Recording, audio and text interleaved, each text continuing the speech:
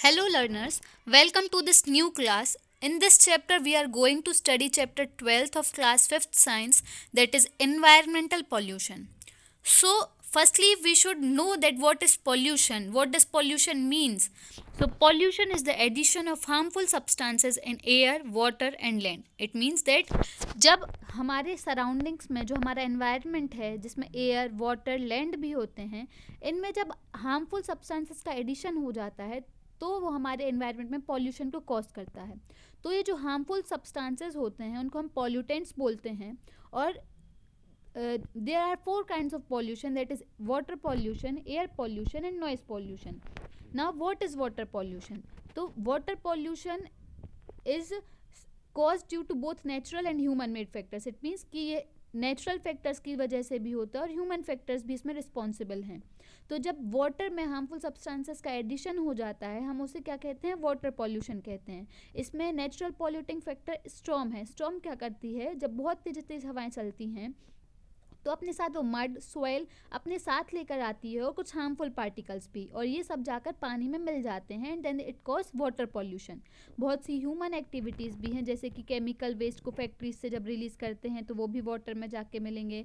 House hold waste, sewage का भी Pond's और वाटर में लेक्स में डंप किया जाता है, इससे वाटर पॉल्यूशन होता है. और ऑयल टैंकर से लीकेज होना, वॉशिंग क्लोथ्स और केटल्स को रिवर्स में स्ट्रीम्स वगैरह में धोना, ये भी क्या कॉज करते हैं? वाटर पॉल्यूशन कॉज करते हैं. और जो ये पॉल्यूटेड वाटर हम जब ड्रिंक करते हैं, जब हम इसको पीते हैं तो इससे हमें बहुत सारी बीमारियां हो सकती हैं, जैसे कि जॉन्डिस, टाइफाइड और बहुत सी ऐसी बीमारियां हमारी बॉडी को ये हार्म करती हैं. इससे ह्यूमन्स तो अफेक्ट होते ही होते हैं और साथ में प्लांट्स और एनिमल्स को भी बहुत अफेक्ट करती हैं ये सब सारी एक्टिविटीज़.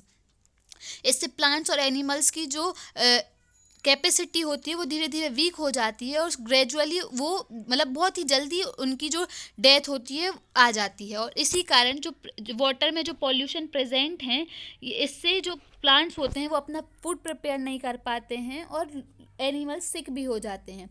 अब नॉइज़ पॉल्यूशन. नॉइज़ पॉल्यूशन क्या होता है? जब हम एनवायरनमेंट में बहुत लाउड नॉइज़ होता है तो वो हमारे एनवायरनमेंट को थ्रेट मतलब नुकसान पहुंचाता है, और ये डे बाय डे बहुत इंक्रीज़ हो रहा है. ये हमारे कानों को भी बहुत नुकसान पहुंचाता है.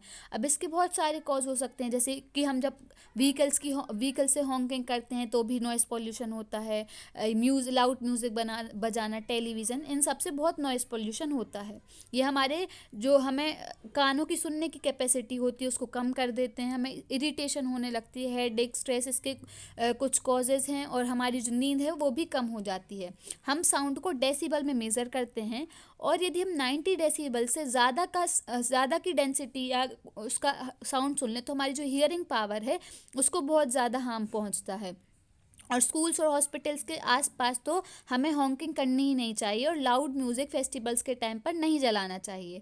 ठीक है. अब सॉइल पोल्यूशन क्या होता है? सॉइल पोल्यूशन, सॉलिड वेस्ट जब डंप कर दिया जाता है लैंड में तो उससे क्या होता है? सॉइल पोल्यूशन होता है. ये हमारी सॉइल को इनफर्टाइल बना देता है और हम सभी लिविंग ऑर्गेनिज्म के लिए बहुत हार्मफुल भी है, और जो ये प्लांट्स की ग्रोथ को भी अफेक्ट करता है. हम जब कंटिन्यूसली पेस्टिसाइड्स और फर्टिलाइजर्स का एक लैंड में यूज़ करते हैं उससे सॉइल पॉल्यूशन होता है. और हमारे घर का जो नॉन बायोडिग्रेडेबल वेस्ट है, जब हम उसको ऐसे ही लैंड पर डंप कर देते हैं मतलब फेंक देते हैं तो उससे भी सॉइल पॉल्यूशन होता है. अब एयर पोल्यूशन जब हमारी एयर में हार्मफुल पार्टिकल्स का मिक्सचर हो जाता है तब वो एयर पॉल्यूट हो जाती है. ये नेचुरल और ह्यूमन दोनों फैक्टर से कॉज होता है. नेचुरल सोर्सेज कौन कौन से हैं? जैसे कि sand storms, forest fires, eruption of volcanoes, fallen from fires, ये कुछ नेचुरल सोर्सेज हैं. और ह्यूमन सोर्सेज तो बहुत ही ज़्यादा हैं, जैसे कि हम फ्यूल्स को बर्न करते हैं फैक्ट्रीज में, burning of garbage, release of smoke and harmful gases into the smoke atmosphere are a few activities that cause air pollution. इससे हमें बहुत सारी डिसीजेज भी होती हैं. तो हमें पॉल्यूशन को रोकना चाहिए क्योंकि ये हमारे अर्थ को बहुत ही ज़्यादा डेंजर पहुंचा रही है, बहुत ही हार्म पहुंचा रही है.